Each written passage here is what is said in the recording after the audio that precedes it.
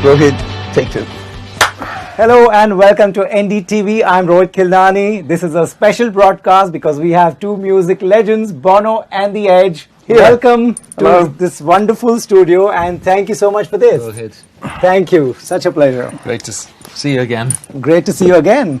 Guys, fans in India are eagerly waiting to get some good news. Do you want to break it to them? Do you want to tell them something? Go on, Bono. I wish to.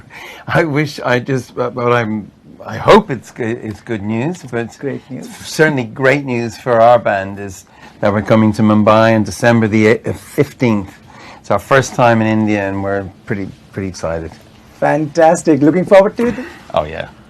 They say good things come to those who wait, and we've been waiting a long time to come to India, so we're really excited. And let me tell you, you have fans all over India for many years, young fans, and everyone out there is eagerly waiting for you guys. Well, we don't want to presume that, but I'm telling you. But we're coming, whether they're there or not, and at this point. But we're very excited. It's a mythical place to us, as well as an exciting and extraordinary, burgeoning democracy. Right. What do you want to tell them? What should they expect from this particular concert?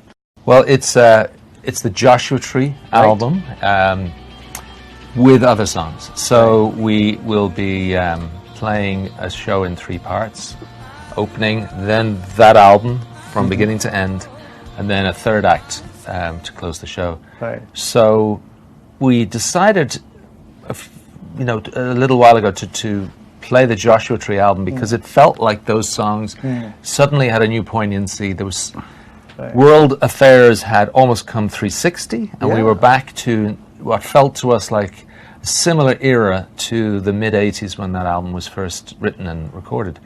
So it's been fun to see a whole new audience getting to know those songs played live as an entirety, and we're excited to see how it plays in India with our audience. We've never played, as you know, so it's for us the great thrill is to get to know our Indian audience. Right. Yeah.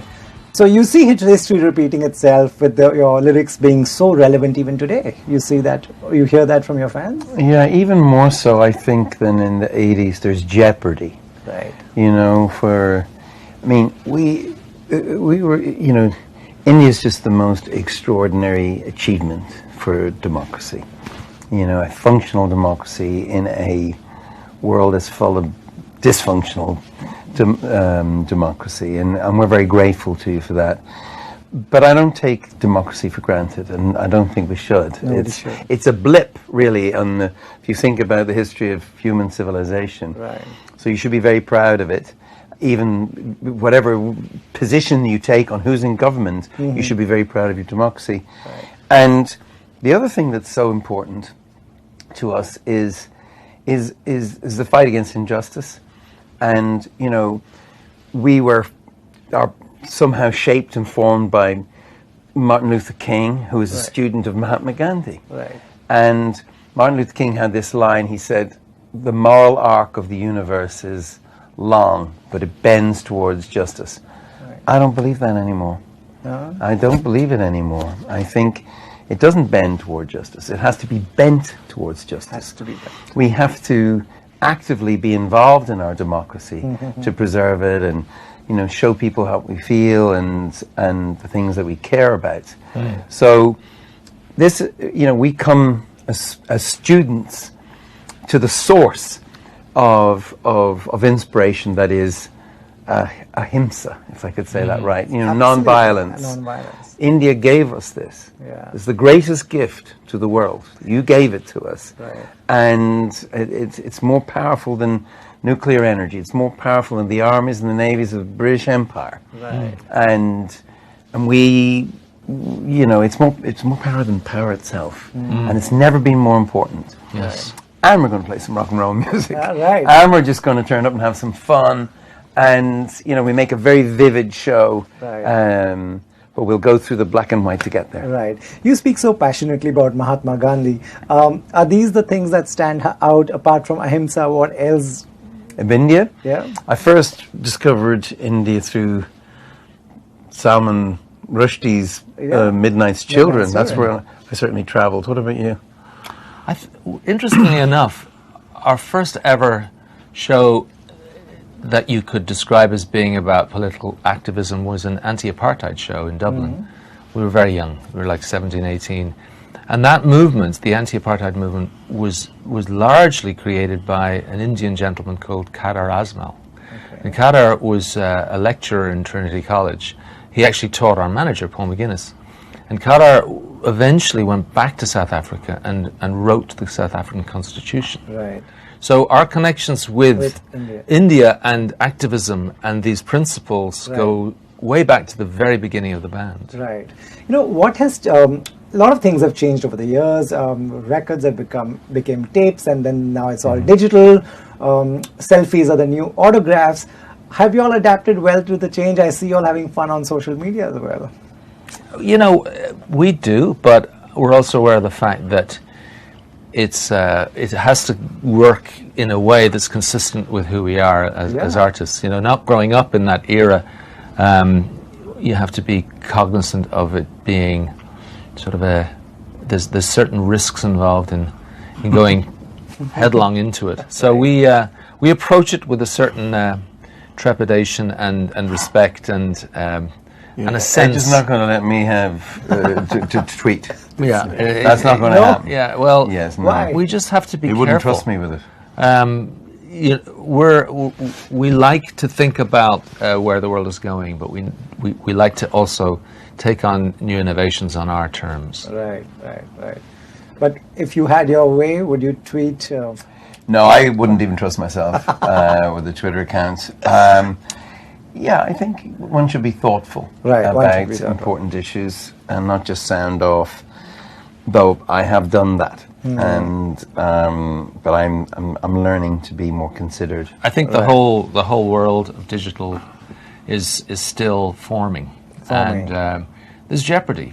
I think, you know, and I think it'll take a few years before it settles down. But there's a kind of it's given vent to a lot of negative sentiment, I believe, and I think the antidote to what's the negative aspect of social media is communal events, concerts, the gathering together of people, rubbing shoulders with people who are very different to you, touching people. Realizing, actually, like letting them, realizing that the difference is to be celebrated as much as to be cautious about. So, you enjoy Instagram. I do, but I'm also aware of the negativity that gets amplified so strongly on social media. Why is that? Why is it such a double-edged sword? I think it's deep, but I think there's almost, I hate to say it, there's almost a sadomasochistic sort of system where people are venting. They have rage and they have disappointment that they're just spewing on the internet, and it's not healthy. It's not. The blogosphere could put you off democracy. In Ireland, I don't know in India, but certainly in America and Europe, you know, there used to be in bathrooms, in toilets, you'd find all this graffiti, and some of it would be very unpleasant. I mean, very unpleasant. Right. If you go into these bathrooms now, it's not there. It's not there. No, it's online. It's online. Right. So one has to be careful of that. But there's some great things of the digital world for artists. You get direct access to your audience. You know, streaming isn't yet at a place where it rewards artists as much as it might. We don't need to be rewarded. We're overpaid, over-regarded, over everything. But for younger artists, I think eventually it will become fair. I think it's great what Savin are trying to do in respecting the regional differences in India. You know, technology is, whenever it interrupts, the politics change. You know, the invention of radio changed things. The invention of the printing press changed everything. Gave us the Reformation, then you had the 30 Years' War. You know, Europe was in terrible state. So it's okay. We just have to get used to it and where we're at.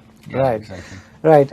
You know, how important is it for a band, for an upcoming band, to be famous in America? Even when you all started, you all wanted that, right? When you came on the cover of Time magazine, was that a huge deal, and you all wanted that always?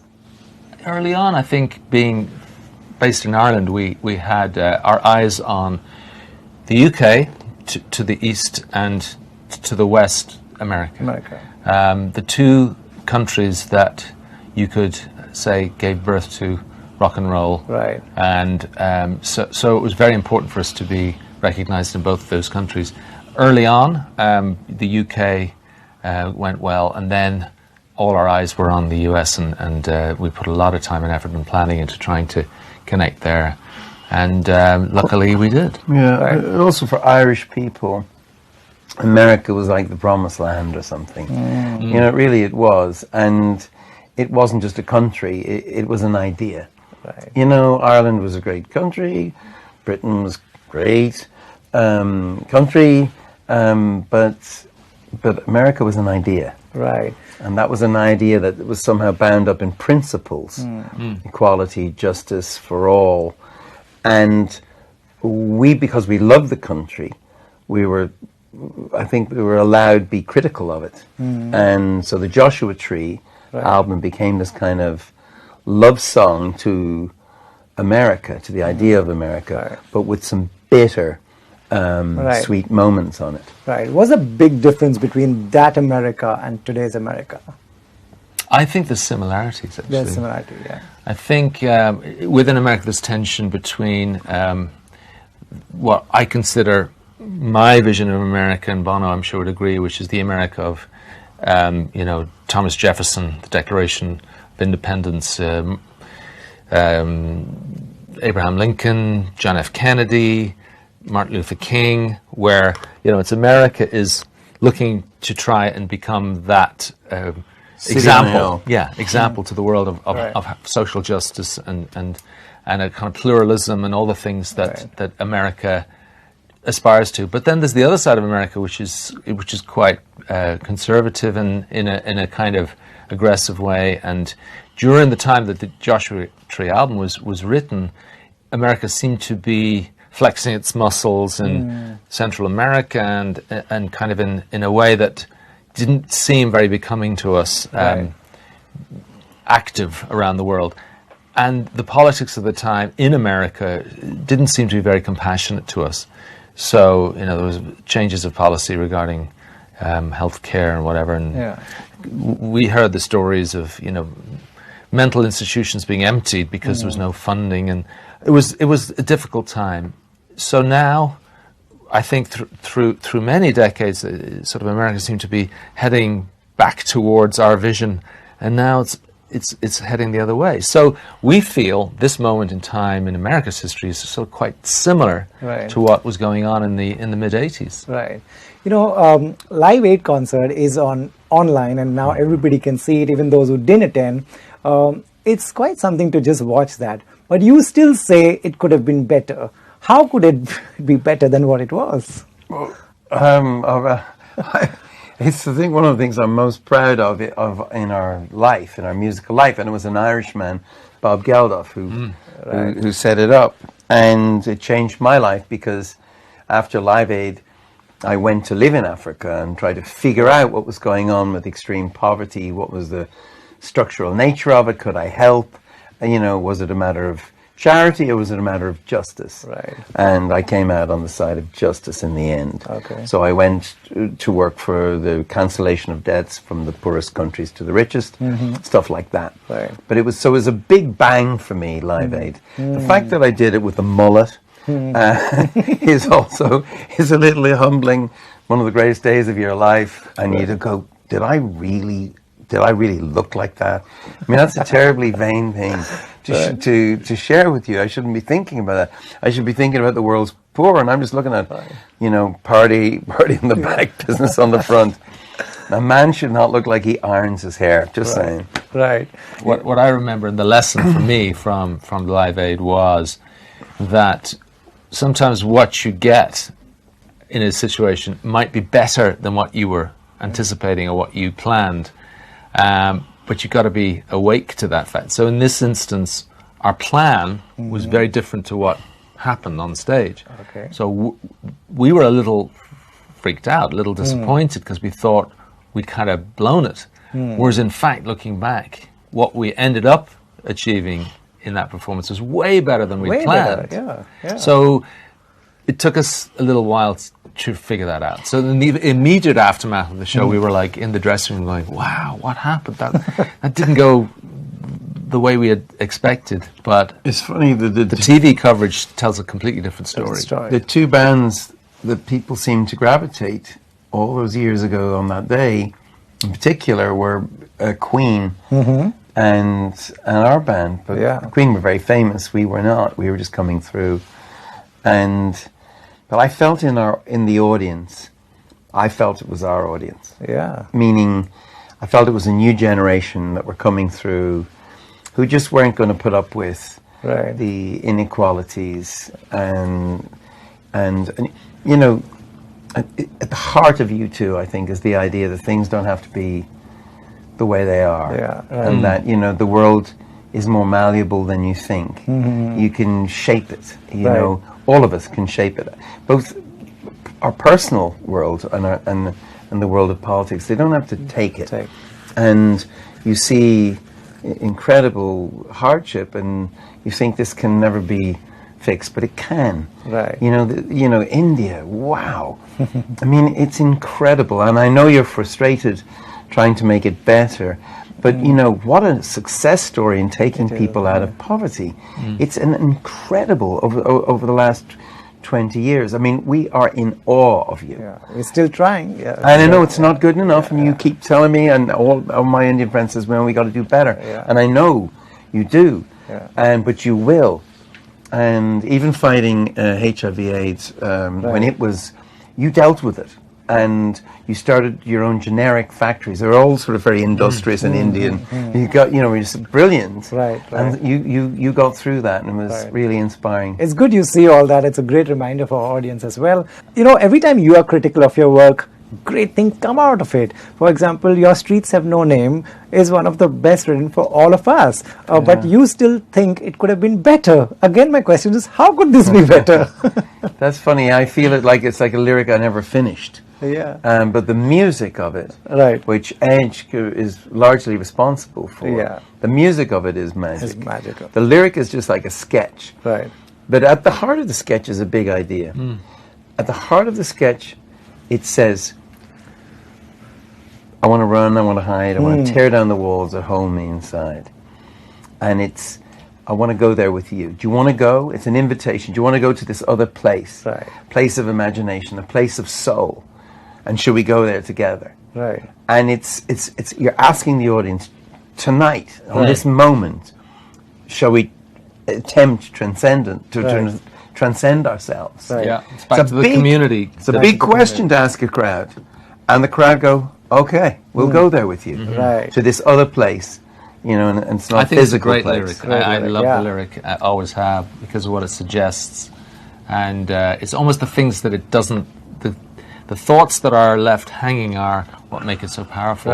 It leaves the listener kind of figuring out the next part of the idea. My last question is, you always talk about connecting with the crowd, the person standing in the last row. How do you do that in a huge crowd everywhere? You have to connect with the song first. You have to connect with the band. Ours is, U2 is a story of chemistry. We make each other better. We're interesting on our own, perhaps, but maybe not that interesting. But together we have something, and then we try to serve the songs. And when we do, distance disappears. We also, I mean, to be fair, go to a lot of trouble to get the technology and the video systems, and we've always tried to shrink the stadium to try and turn it into a club or a theater. And you know, in Mumbai, I promise you, we're going to shrink that place. We're going to make distance disappear if we succeed. Great, of course you will. See you in Mumbai then. Thank you. Great. Thank you. Thank you, Rohan. Thank you so much. Thank you.